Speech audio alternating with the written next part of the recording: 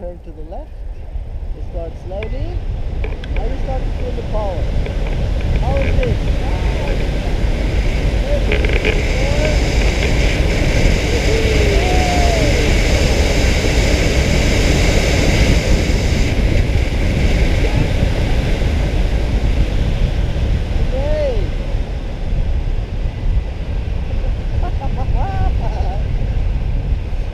Could be that you'll be a little dizzy.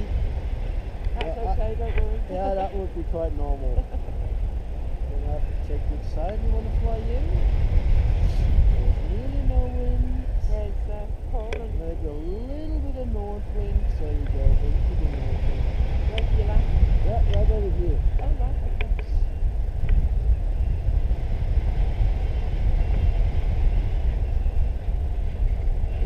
And you just slide into the snow, huh? Nothing else to do. We're doing the legs. Yeah, well, put them up because you got a problem on your legs. Yeah. And then you just slide into the snow. It's the easiest way to land. Okay. Then you got a problem on your legs. Yeah. I give a little bit of overspeed, don't be surprised. Okay.